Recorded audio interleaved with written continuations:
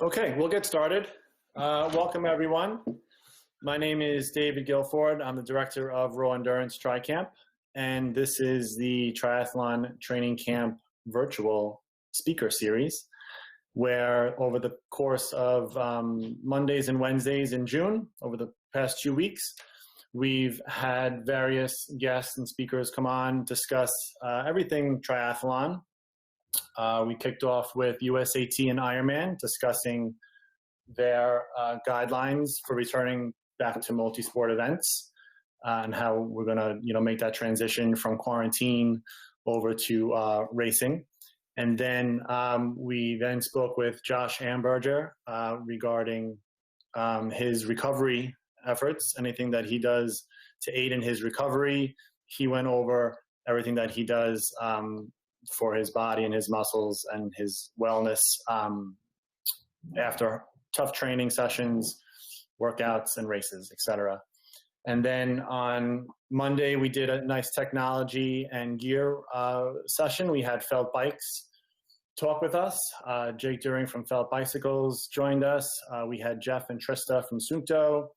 And we also had Jessica from Normatec. So she joined us, talked about the massagers and the recovery boots. And we also had Jeff and Trista review some of the watches.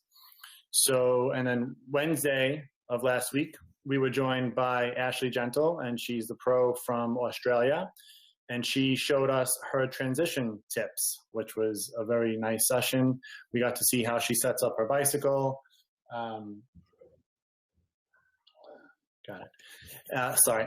she sets up her bicycle and how she does her transitions. So tonight we're going to jump into performance nutrition. We're joined with Danielle Gogarty. We're joined by Erika Mitchener and Blake Brauning and Selvia Tjandra Stuthers.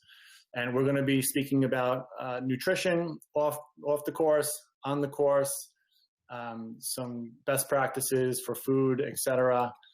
Hopefully you can see that right there. These are our guest speakers. So we're going to jump right in. We're going to hand it off to Danielle. Maybe Danielle wants to speak a little bit about what she's doing with her athletes regarding nutrition. Thanks, David. Unshare my screen here. Okay. So the word nutrition, I think people don't understand exactly what that means. Some people are under the impression it means a certain type of diet, but nutrition is necessary for both training and for performing your peak performance during your races.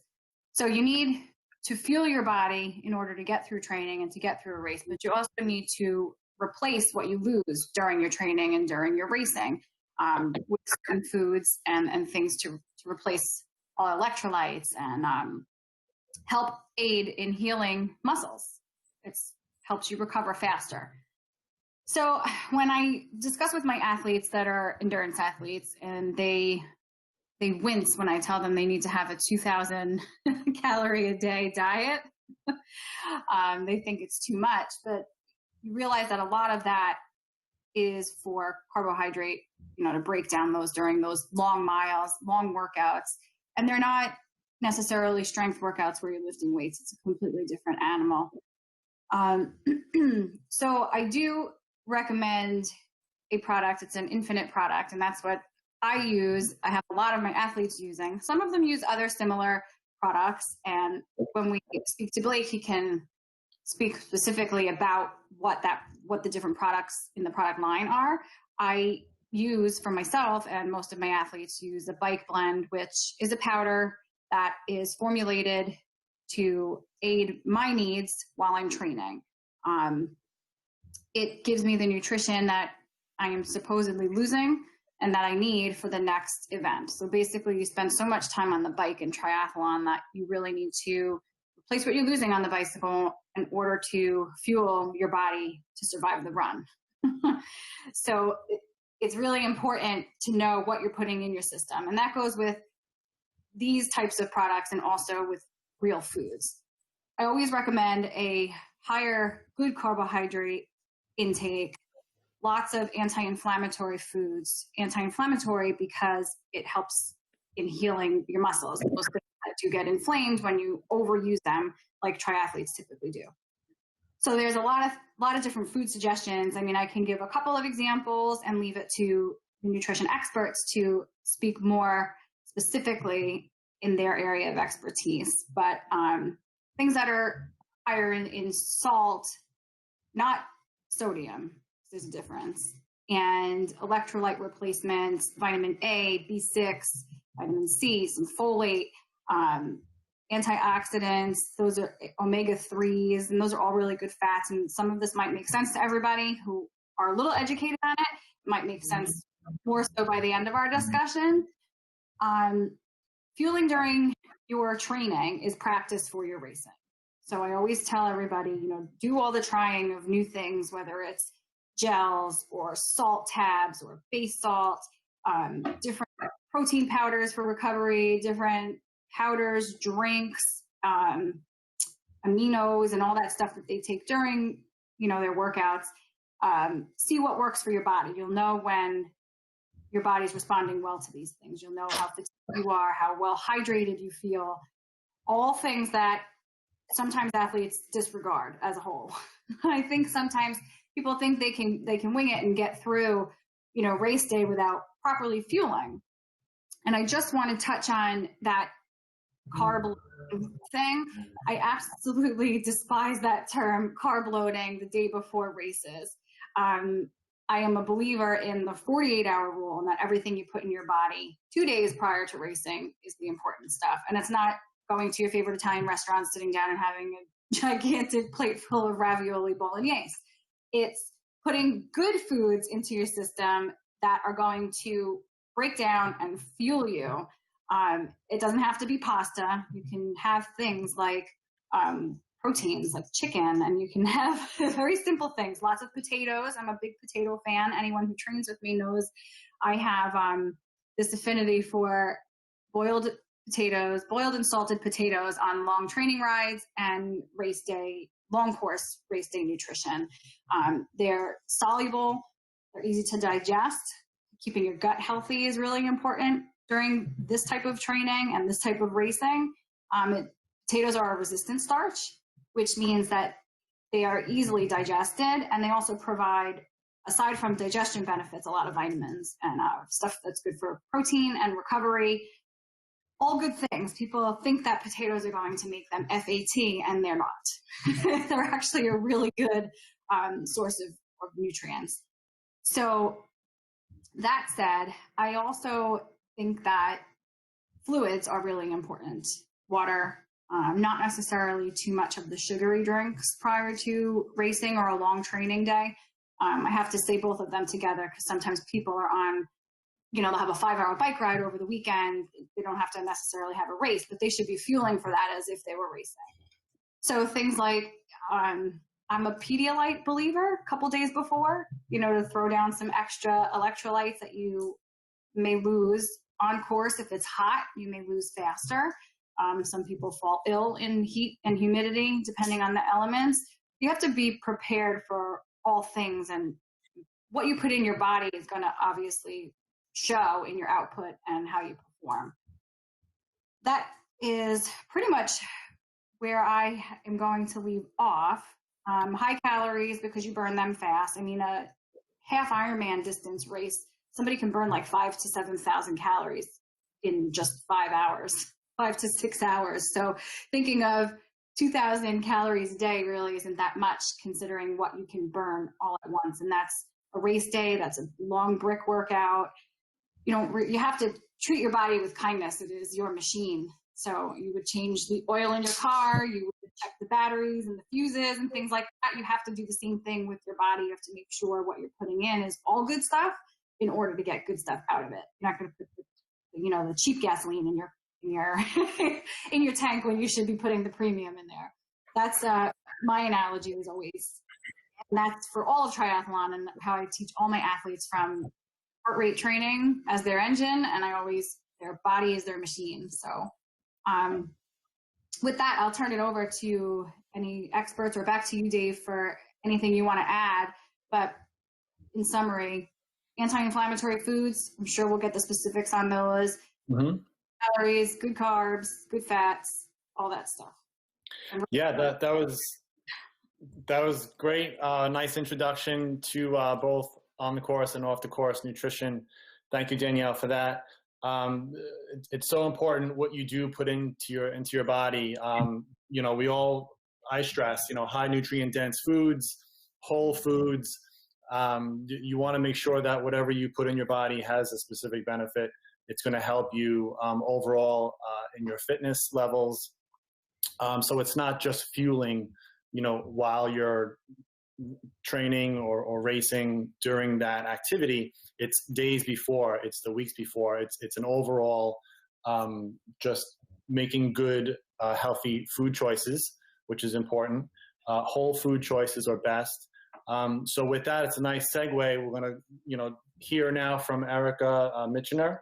She's the founder of Plant Power Bootcamp, and she's a plant-based sports nutritionist. She was supposed to join us via live video, but she was unable to make it. So we have a video from her. She was very nice to make this video for us. And along with her video, she has a nice presentation that we'll be able to see. The video is about 30 minutes long. We're going to play about 9 minutes of it now. So, and we're also going to give everyone the link to the video, and then we'll all have access to it, and then we could view the rest of it whenever we'd like.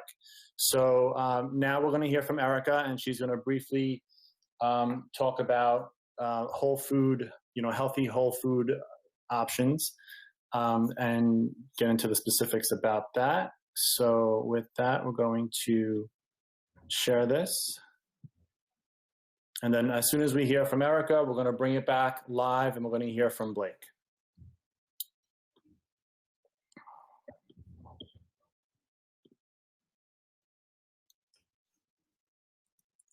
Good evening, everybody. I am Erika, founder of Plant Power Bootcamp. I train everybody from men and women, beginners to athletes, on how to optimize their performance on a plant-based diet. So today I'm going to talk to you about that. So first off, let's share my screen. Cracking the code, optimal endurance performance on a plant-based diet by me. So no matter how big or small your athletic goals are, you need the right fuel to get you through the training. I think we can all agree on that. What the right fuel is has been debated for a while. But I'm going to tell you why a whole food plant-based diet is quite optimal. So, first of all, let's talk about the fact that a whole food plant-based diet is essentially an anti-inflammatory diet. And what that means basically is with the less inflammation in your muscles and in your body, you have a quicker recovery time. And when you have a quicker recovery time, you get to train more. When you train more and you train harder, you get better and stronger. And that means you crush your goals. So let's look at some of the more nutritional science points of an anti-inflammatory diet. So first you need to understand that carbs, fats, and proteins all work together as a symphony. And that there's no need to really hyper-focus on a single nutrient like protein, although you naturally will anyways. So since I like to meet people where they're at, this is the first time that you're hearing about a whole food plant-based diet, we will focus on the specific macronutrients. I just want to stress that all foods, to some degree, contain mostly carbs, fats, and proteins in varying amounts. So most people want to focus on the protein. So protein's role is to rebuild and repair our muscles, and it's not an optimal source of fuel. The optimal source of fuel for our body is glycogen, which we get from carbohydrates. And its second source of fuel, which is not optimal, is fat. You want to avoid running out of carbohydrates and fats and going into your body burning protein, muscle. So that means your nutrition needs to be on point.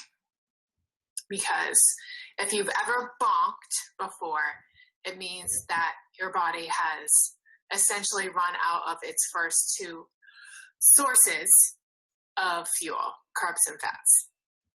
So, therefore, the more sources of these macronutrients in your body, more likely you will crush your goals. And a whole food plant-based diet is naturally high in fiber, micronutrients, and minerals. Those are all elements that are very important to keep a very active person and a very person in shape. So that also helps crush your goals. This little quote from pcrm.org, which I suggest you follow. It's Physicians Committee for Responsible Medicine. High-protein diets for weight loss, disease prevention, and enhanced athletic performance have been greatly publicized over recent years. However, these diets are supported by little scientific research, and studies show that healthiest diet is one that is high in carbohydrate, moderate to low in fat, and just adequate protein. So we're going to talk about some of the most common nutrition mistakes people make when they start a new fitness training program. 1, you cut out or back on carbohydrates. 2, you focus excessively on protein consumption. 3, you're under eating. You're not reaching your total daily energy expenditure. 4, you're not meal planning and prepping. You're always just sort of winging it. One of my favorite quotes I always tell my clients is that if you fail to prepare, then you should prepare to fail. So, look at number 1. Out or back on carbohydrates. Carbs are the secret to optimal athletic performance. It's not a secret, but if you didn't realize it before, now you know.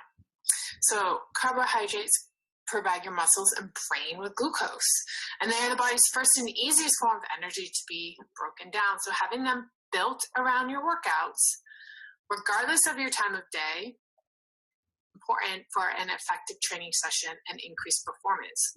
So you have to have enough carbohydrates for your workout, and you have to have enough to refuel your tank after your workout. So there's no cutting back or out of carbohydrates. Absolutely not. Not an option. There's actually adding more carbohydrates. And hydrates have a caloric value of 4. And that means that you can eat quite a lot of carbohydrates. Not going to really increase your overall calories, right? This is good if you are wanting to lose weight. You need to create a really, really high caloric profile because you're training for an Ironman. It means that you have to eat more. So you have to make sure that you're eating enough. So many people that are doing endurance sports are just simply not eating enough. They're eating the bare minimum and they don't even realize it. So let's take a look at complex carbohydrates. They are the cornerstone of a whole food plant-based diet because they contain optimal protein as well. So it's so great that nature gave us carbohydrates and protein all together. So that is what we refer to as the symphony. Quinoa is technically an essential amino acid food, so it is complete protein. And one serving cooked quinoa has 8 grams of protein. So you want to start to look into different types of grains. Just, I could eat brown rice and sweet potatoes all day, but gotta learn to switch it up. Calories are not all created equal. So this is something that I see a lot in the triathlete community, is that default mentality that I trained super hard today, so I earned eating any type of food I want and drinking 3 beers. Well, that's not true. I mean, you can go ahead and do that if you want, but you're not going to be training optimally and not at your highest level. It's going to slow you down and it's going to catch up with you. You want to focus on eating the good anti-inflammatory foods and avoiding the bad inflammatory foods. Processed meat, dairy, and junk food that contains too much sugar are going to create inflammation. Alcohol is also listed as a food, as something that causes a lot of inflammation in the body. So if you're one of these people that trains really hard and then like 3 or 4 beers because you've earned it, you are causing inflammation to your body that's already trying to rest and rebuild and repair from the 100-mile training ride that you just did. It's not the best choice for an athlete. Okay. All right, so I'm back here. Can you guys see and hear me still okay? Yeah? So we'll stop it there, about 9 minutes in. Like I said, the rest of the video will be available with a link. And Erika continues to talk about numbers 2, 3, and 4 as common mistakes, the benefits of plant-based proteins versus animal proteins, and protein sources. And then she goes on to help us all calculate our protein needs, discussing undereating, and most importantly, which I think is meal planning and prep. So like what Danielle spoke about earlier, it's very important what you eat on a daily basis, and you need to spend a little more time planning out your meals, go out and buying the certain foods that you want to eat, prepping, and then if you are going to do a hard workout, maybe do some prep beforehand and have those foods available. So as soon as you come home, you could jump in, have your smoothie, and then within a little bit of time, you could have like that first meal. Usually I'll have like a pretty substantial smoothie after workout, some protein powder in there, some fresh fruits, and like dark cherries, anti-inflammatory. And then a little bit later, I'll have like avocado toast, or, sprinkled with some hemp seeds, some kind of substantial meal. So we thank Erika for joining us via that video. Her information will be available to everyone. So now we'll kind of hand it over to Blake. Blake is with Infinit Nutrition. Blake, you can introduce yourself. Tell us how long you've been at Infinit and what your role there is, and you could tell us about the product line and specifically the custom blend formula and how it is beneficial and specific to the individual athlete and their bodies based on their fitness levels and based on their training goals and the duration of their training. So without further ado, we'll hand it over to Blake. Thank you. Definitely. Sounds great. Thank you. So I've been with Infinit for getting close to 2 years now. I graduated from college with my registered dietitian degree and then started right away with Infinit, and I've been there for almost 2 years at this point. Definitely have been really interested in sports nutrition, so that's why I definitely wanted to get started with it right out of college, and Infinit has been a great place to work with a lot of really nice athletes and just athletes from all over the US, so it's been really cool. So just like David said, we'll kind of go over Infinit products today, also focus on nutrition as a whole for training. And one of the biggest things that I'll touch on today is timing, and that's what a lot goes into the timing of your nutrition, especially during training. And as far as what I'm hearing so far, they've both hit on some really great points as far as getting enough calories for training to sustain your body, and then also finding out, what works for you. Everybody has that individualized approach.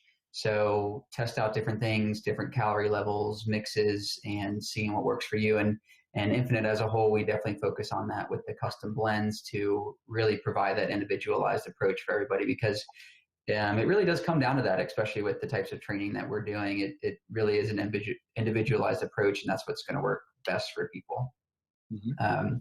So what I'll kind of go through today, like I said, we're going to focus on timing of pre-workouts, during workouts, and then we'll touch a little bit on post-workout nutrition as well.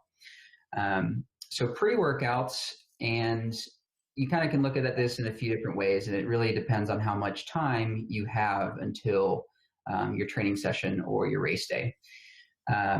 The biggest thing that we don't want to do before a workout is overload your stomach with too much nutrition to where it's going to sit in your stomach and cause issues during your workout. So I generally recommend to try and eat, if you have time, about 2 hours beforehand. And 2 hours is going to be plenty of time to digest that food out of your system so it's not sitting in your stomach when you're biking or running. And if you're eating it, have about that 2 hours, you can definitely get a good mixture of carbs, protein, and then a little bit of fat in there as well to get that well-rounded meal. If you're a little shorter on time, about an hour or so, still can get a decent meal in. I would mainly focus on carbs with a little bit of protein. Protein can potentially take a little longer to digest. So again, you just don't want to have that sitting in your system. And then if you have anything shorter, I'd probably just focus on carbs, whether it's a sports drink. Danielle touched on Pedialyte as a nice hydration mixture that has a little bit of carbs in there as well. Obviously you can have your Infinit blends there too, but anything shorter than that hour, I'd probably just focus on some hydration and a little bit of carbs to get the day started. Moving into during. So again, timing is super important of this. And by timing, I mean kind of the length of your training session. Infinit breaks it down, biking, running, into like time frames. And if you're biking for about 3 hours or so or longer, you're able to digest a little bit more nutrition because the intensity isn't super high. And intensity is one of those things that tends to make digestion a little bit more difficult because your digestive system starts to actually shut down because it wants to focus on your performance then rather than digesting food. So with those longer endurance stuff, your digestive tract has a little bit more of an ability to digest food. And that's why we like to incorporate a little bit of protein into those mixtures. The protein's mainly in there to fight off hunger that you might notice during those longer rides, and it gives the stomach a little bit more of a substance to use. With these blends, we have a higher amount of carbohydrates in the mixture as well. Again, those carbs kind of being that main energy source your body will use, and the easiest source that your body will use, and a lot better than protein or fat. And having a high carb amount during training is ultimately going to allow you to sustain that energy source for however long you're going. For those longer endurance rides, a lot of the research that Infinit uses and the research that we have found is trying to get at least 60 grams of carbs per hour during a longer bike ride. And by longer, again, I mean about 3 hours or so. It can be anywhere from 60 to like 80 or 90 carbs at the highest. And that's usually for larger body people. A lot of the taller, bigger males will be getting up into that 80, 90 range. Females kind of be closer to that 60. A lot of them can obviously have a little bit more. And that really is where the individualized approach comes into play, where we're trying to find the amount that they're actually able to digest per hour to optimize that performance. Generally don't want to have a lot of fat as far as during training goes, because fat can be super difficult to digest during training.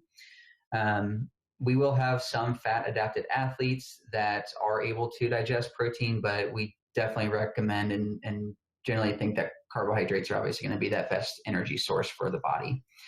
Some other things that play into effect with during are going to be the electrolytes and your sweat rates. And obviously with the temperatures, sweat rate's going to change dependent on the time of year and how hot the race is, that sort of thing. And you want to replenish a lot of what you are losing in your sweats. And that kind of covers electrolytes as a whole. So sodium, potassium, and then we also throw some calcium and magnesium into our blends. Sodium and potassium are the two main ones that help with moving fluid from what you're taking in and into your muscles so that you can actually stay hydrated.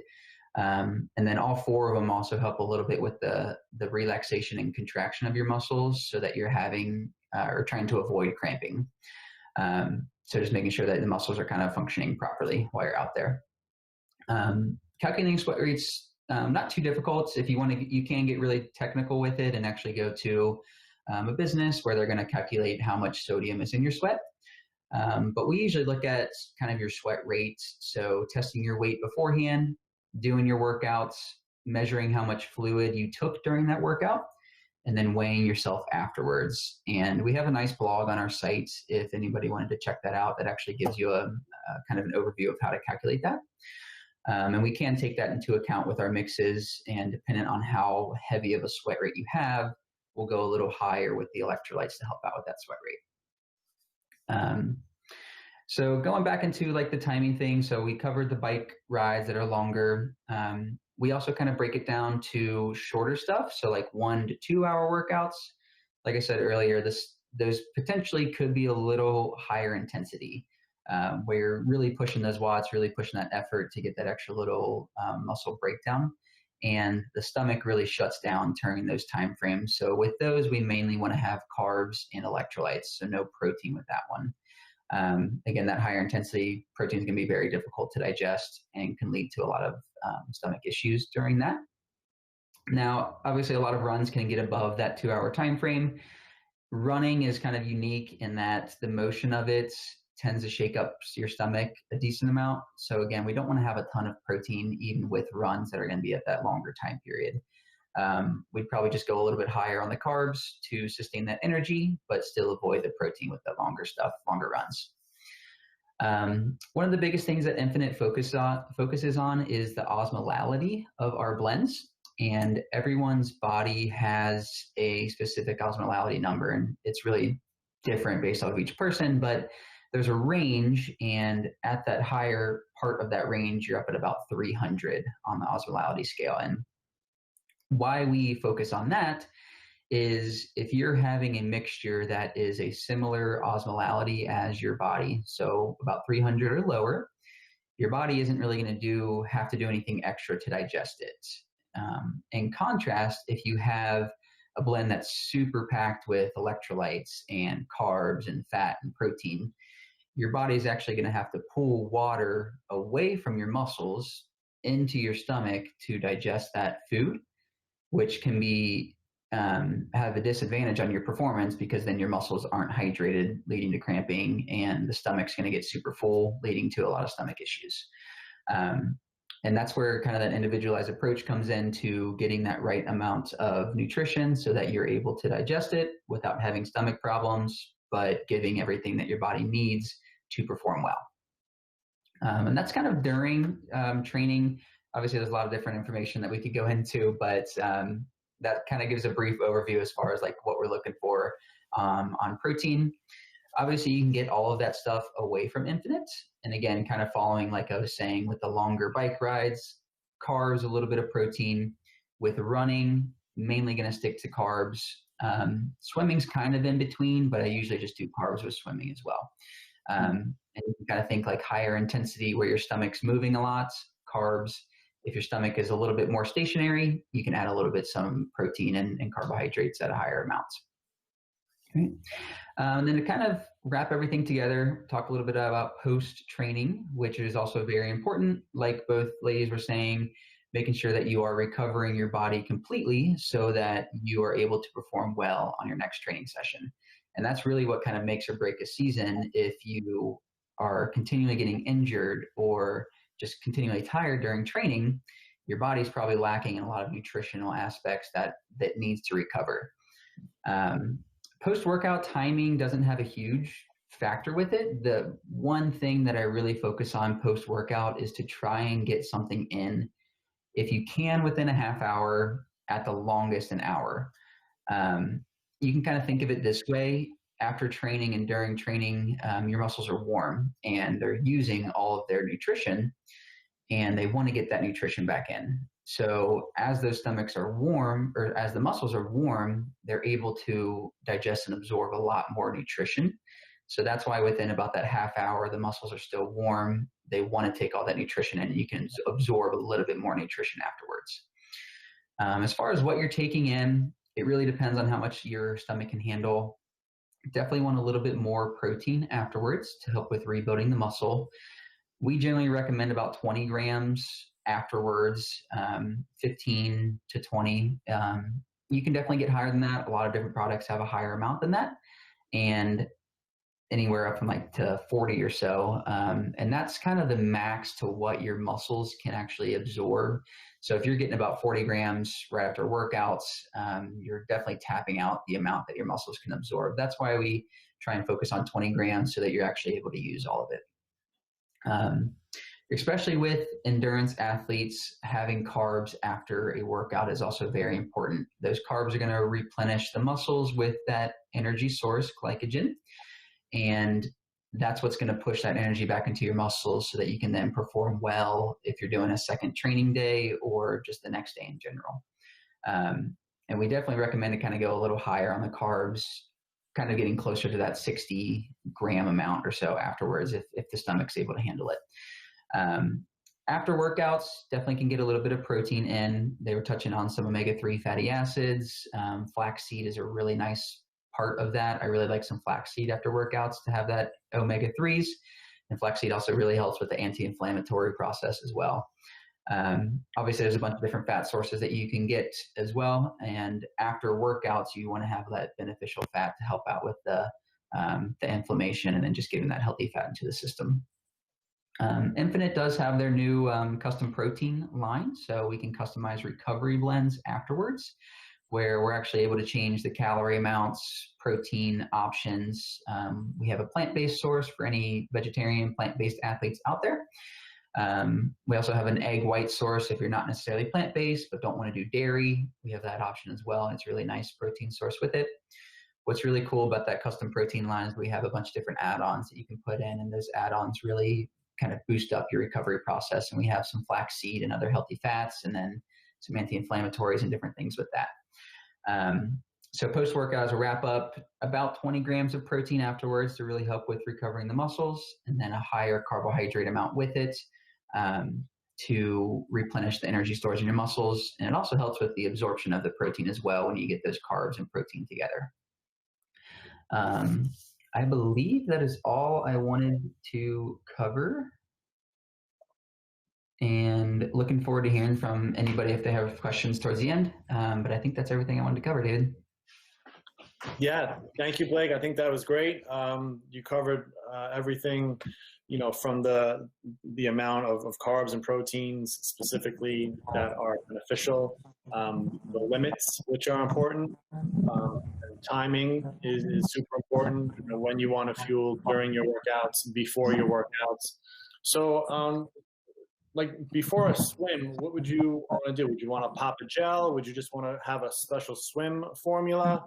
Like you said, high in carbs. Do you want to add a little caffeine in there? I mean, can you just touch on what caffeine effect has on the body?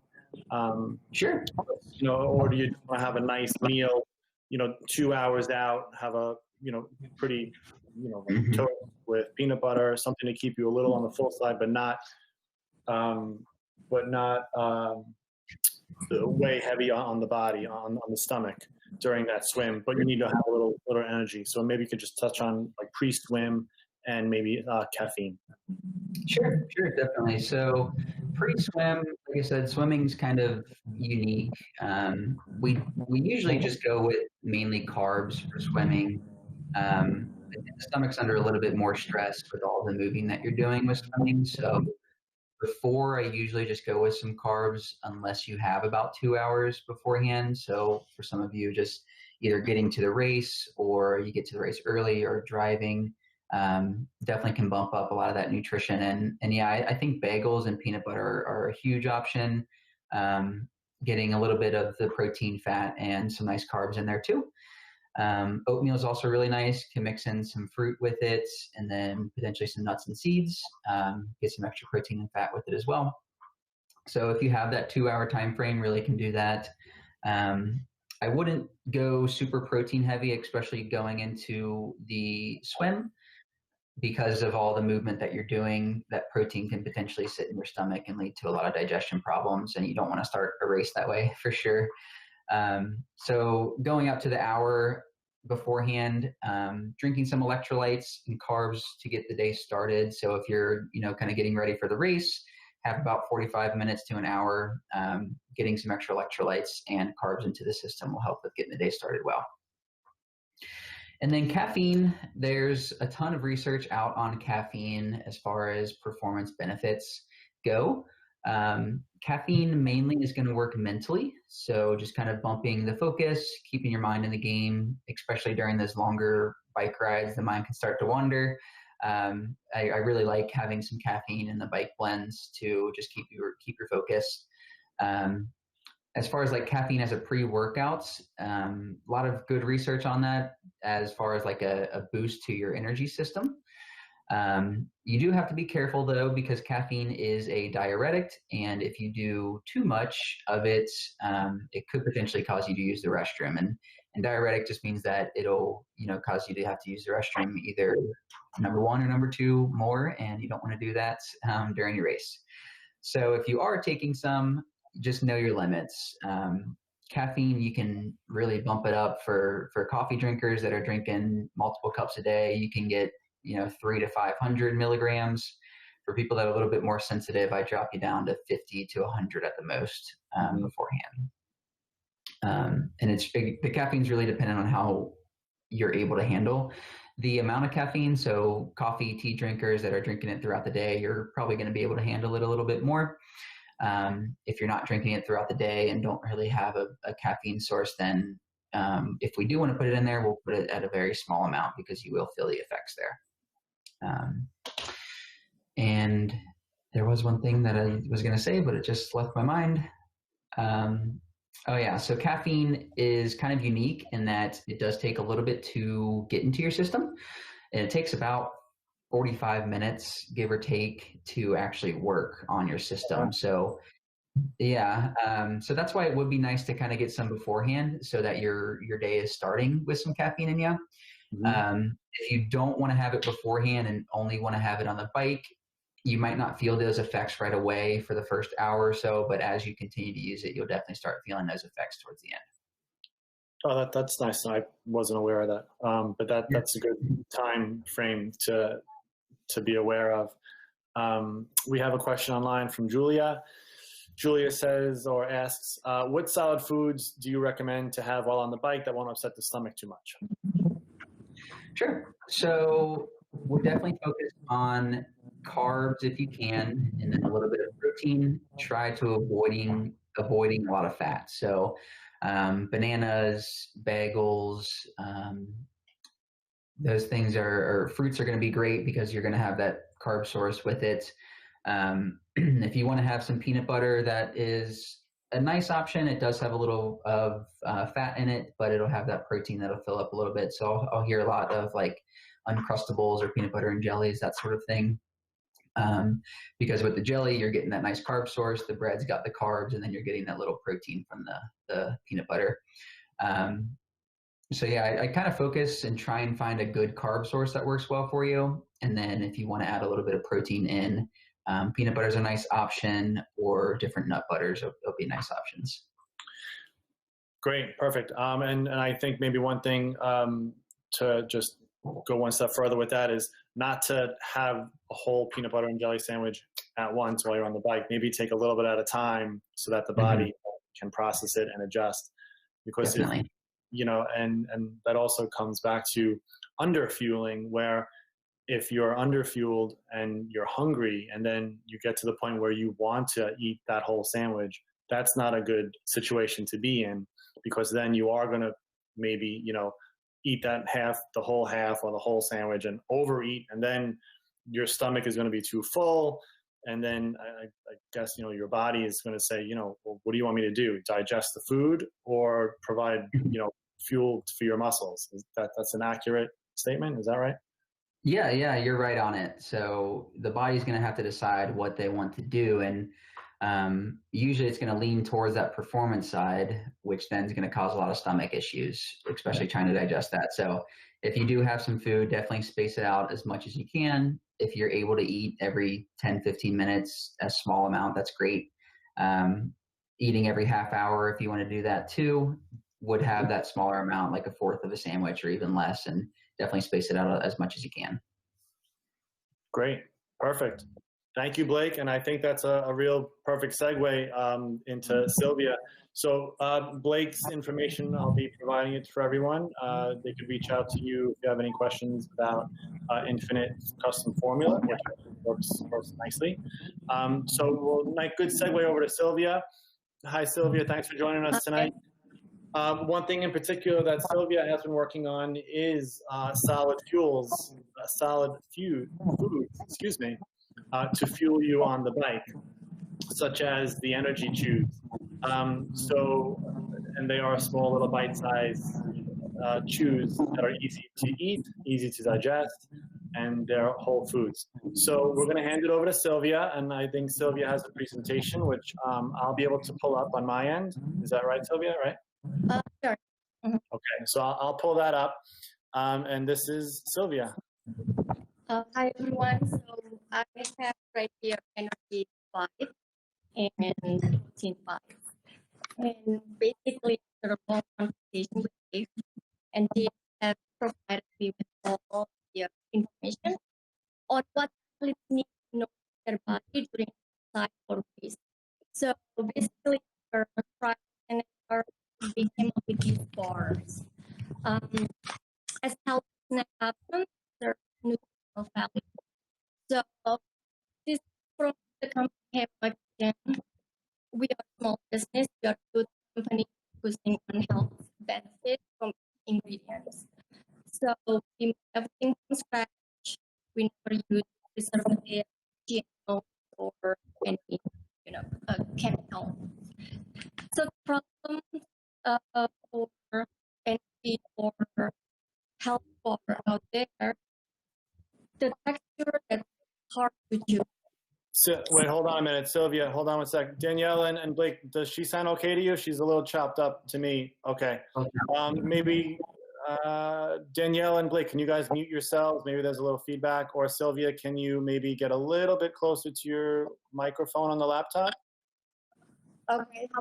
Right now. Yeah. Okay. So let's see how that sounds. Hopefully that sounds a little bit better. It's a little choppy. I hear a little echo though, right here. I'm not sure why.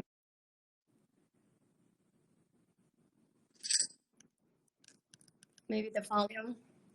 Oh, that sounds better. So try it now. I muted my microphone and lowered my volume. Okay, so how about right now? I'm just lowering my volume. That's better. Better? Okay. So continue. How about right now? It's better?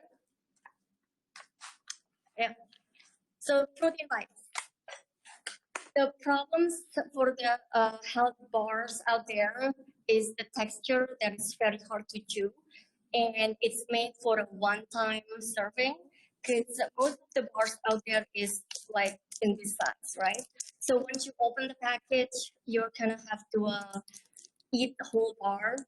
And so after our conversation and after learning about what athletes need during race, we came up with like this small bite size that you guys can eat it, one small bite at a time during running or during riding. The other problems for health bars out there, some of them contains high amount of oil or cane syrup or soy. So now the solution for that is the packaging that is like refillable, so you can just take one bite size at a time and you can close it, especially when riding. And so to make it easier to open and to, for like on the go. The texture that is soft, It's very soft, so it doesn't stick in your teeth. And I remember, Dave, with your conversation, that the problem when you're riding a bicycle, you don't want to spend a lot of energy in chewing. So Right. want something that's really soft, that's so easy to digest and easy to chew. And with our protein bites, we only use less than 5 ingredients. And I can go to each ingredients for that. Yeah, Using sure. only less than 5 ingredients that are raw, whole foods, and so you get the flavor from the real ingredients without any additives. And it's vegan, gluten-free, soy-free, and dairy-free. So go to the benefits of each ingredient. We have this energy bites. So these energy bites, the majority of the ingredients is measured date. So date is right here. I have this measured date, and measured date is actually a fresh fruit. So there is no drying process. So the actual fruit. So it's fresh. And why measured date? Date full of potassium. And has a lot of fiber and zinc and magnesium. And it's also a good source of carb. So I don't know, Blake, if you can confirm with that. So, and it's also have a low glycemic index. So it's slow release carbohydrate to sustain energy rather than spiking your blood sugar. The second ingredient for the energy bites are cashew. So cashew is high in copper, so it's good for energy, magnesium to move blood sugar into your muscles that can cause fatigue, and iron. So cashew is really good to sustain energy as well. We have cherries also. Cherries is high in potassium and magnesium. And we use pea protein. Our pea protein is organic and it's gluten-free also. So why pea protein is because it's easy to digest and is high in iron and amino acid. So there's only 5 ingredients in this energy bites, and this is the size. It's really small and it's very soft. Protein bites, same thing. Protein bites, we have natural dates and we have toasted almonds. Toasted almond is high in calcium and fiber. So why protein bites? I think it's because it's recommended after a workout. And cocoa powder. Cocoa powder. So if cocoa powder comes from roasted cocoa beans, that is the substance to make chocolate. So it's high in antioxidant. And I think that's it. So there's only 4 ingredients for protein bites and 5 ingredients for energy bites. And we are having the sampling program. If you can go to heymamakitchen.com and subscribe and just type the word raw, and I will personally email to you and ask where I can send these samples to you. And I think that's about it. Thank you so much. I think that was great. Thank you so much, Selvia. I'm just showing your slide here. We'll email this slide out to everyone as well when we're all finished here. Let me just get back to the main screen. That was great. I think that the key takeaway is that these energy bars and protein bars and chews and little bites is that they're whole foods, high nutrient dense foods, natural sugars, good carbs, and the texture is very nice, easy to digest. The packaging is good. So these are all nice things that you're thinking about while you're on that bike ride. Just to grab something quick, nibble on something, give you that, that ability to just chew something after drinking your drinks or taking your gels for so long. You want to chew on a food, and these are nice natural foods. That's what you and I got together and talked about and kind of created these bars. And that's why I wanted to bring this information out to everyone, because I do think it's good to know. It's good for them to check out and maybe implement into their, nutrition program. Again, all of these things, one of the main takeaways here is just to, get introduced to different products, see what works well for you and your training and your body, and see and see what you're successful at. Danielle, can you agree with that? This is kind of trial and error. Never try something new on race day, but try it all leading up to race day, right? Yeah, I can actually agree. I appreciate, Sylvia, the items that you have, because I'm somebody who has a really sensitive stomach, and it took me years to figure out what I could put into my system and not debilitate me for the rest of the day and days to follow. I'm not somebody who can take those gels. I can't do shot blocks and all those things. So I'm actually looking forward to trying your stuff in terms of solid, because as I said earlier, I'm an Infinit user, and I swear by it for the last 3 or 4 years. And it helps me because I have a tiny stomach, so I can't hold a lot of anything in there, liquids, solids. So it all has to go with this timing thing that Blake had mentioned. So everything has to happen for me, like on the right timestamp. So it's funny because I struggled so long with trying to figure out what I'm supposed to have before I race. I get seasick when I swim. I have like equilibrium things. So like I have tried every trick. I take ginger supplement before I have a long swim so that I don't end up seasick, like for Ironman and stuff.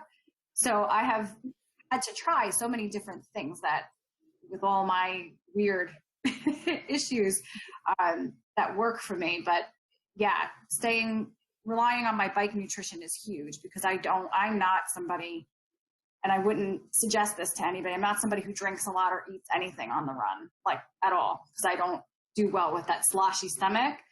Mm-hmm. So I am glad that there is something available that's so bite-sized, you don't have to feel like you're eating really, and it won't sit heavy in the belly. So I appreciate that. Thank you, because I know a lot of people can't handle some of those prepackaged, the gels, and whether it's a consistency thing or a flavor thing or all the above. So yes, I appreciate both of you guys and and the knowledge. And I'm sitting here as you're both speaking, nodding my head, because yes, I've tried that, and I've tried that, and that didn't work. That didn't work. Thank you. Yeah, another question that we did have on the comments feed is, what do you recommend? Do you recommend eating, and also what do you recommend eating during the run? So again, just getting back to what Danielle just said, you don't want to eat too much during the run. So hopefully you are fueled, and it also, again, depends on your distance race. You want to be fueled up well before the run, so there's really nothing sloshing around your stomach. You don't have a very full stomach when you're on that run. And I think it's very important to just have that equilibrium of like that full fuel tank for the duration of your event. And you try and, find that neutral spot where you're not, no dips. You don't want to be, super hungry on the bike where, you're going to grab something and throw it in your mouth, because then you are going to get those spikes. So you want a nice, well-balanced fueling plan during the bike with, and there is a portion for the, half Ironman. You need to do your race course due diligence, check it out, get your nutrition strategy in place, see where you're going to, take on nutrition, see where you're going to take on the solid nutrition. It's called the buffet station, on the Ironman Lake Placid. Once you get down Keene, you make the left, that's where you could settle in and take on some solid foods a little bit at a time. Again, you don't want to take on too much. But that is where, in Lake Placid in particular, this is something I can comment on the race course, because you did check it out, you did your race recon, the course, the route, and then if you miss that opportunity, then you're going to head west to Wilmington, and it's all hills. So you're going to be working hard. So you need to know on your race course where your good opportunities are to take on that solid food, take on high quality solid foods, you know, and then take on a little bit at a time so that you don't get any kind of stomach, you know, issues. So I think that's a nice closing. It's super important, you know, macronutrients, micronutrients, whole foods, good sugars, eat well, see what works for you, try out different products. There's a lot of products out there. See what works for you, see how your body reacts, if you're successful or not, try something different. Don't try anything new on race day, right? So in closing, Blake, do you want to add anything in closing? No, but thanks for having me on. I definitely enjoyed talking about this to everybody and just spreading the wealth of knowledge. I definitely agree with running. It's very important to get that timing down and focusing on that, because that's where it can really make or break a race if the stomach starts hurting you, for sure. As far as me, I'm always here. If you guys ever have any questions, like David said, reach out to me. You have my information, and happy to answer any questions, set up a phone call to talk with any of you and just kind of discuss it a little bit further. But really enjoyed talking to everybody. Great. And Sylvia, anything in closing? No, just thank you for this opportunity, and hopefully you guys, you know, could try the energy bites, protein bites. I'm happy to send it to you. Great. Thank you so much. Thank you. Danielle, anything in closing? No, it was very informative. I think Blake and Sylvia as well, if people are able to contact you with questions, sometimes these calorie numbers, grams of proteins and carbs might scare people a little bit and confuse them. Some people don't do math very well in trying to figure out what their plan is, and to rely on someone who may help take some of that guesswork out of it, I think is a good resource. So I appreciate it. That's it. Very happy to do it. Cool. Yeah, so that's a wrap. Just a quick reminder, we also thank Erika, who couldn't be here with us live, but she sent us the video link. We thank Erika for that. Erika is also, she was at our 2019 Lake Placid camp. She hopefully will be with us again at the next camp, whenever that camp is up and running, which hopefully is soon. Because, you know, she helped us to like give these talks and to have these discussions with the group in between training sessions, in the evenings out on the deck. She was also around to help prepare some of the meals with us in the morning, you know, come back from your training sessions, have some snacks, some healthy snacks prepared in the afternoon and the evening as well. So she'll join us. Again, everyone is available via email. I will send an email with all the contact information to all of you out there. We thank everyone for joining us tonight. We look forward to seeing you again. Wednesday night, we're going to be discussing the importance of bike fit, bicycle maintenance, and bike handling skills. Everyone, I mean, I think everyone kind of has been getting out more. Everyone's very anxious to get outside and ride. So now is the time when everyone's transitioning off their trainers. You want to make sure that your bicycle is well maintained to go out, ride outside. So we're going to touch on that. We're also going to touch back to the, you know, more an additional conversation regarding transitions. We're going to touch on special need bag setup for the long distance. So we had a conversation last Wednesday with Ashley Gentle. She's like the short course guru. You know, her transitions are super quick. So we were able to hear from her about that setup. So now we're going to go a little bit deeper and talk about the special needs bag setup with Danielle on Wednesday night. Hopefully you guys can join us. Don't forget, the 24th, we have Miranda Coffray is going to join us. We're super excited about that. All this information is on our website and the Eventbrite. She's going to discuss her training tips and how she's been adapting her training during the quarantine and over the last couple of months with no races. So we're excited to have Miranda on the show.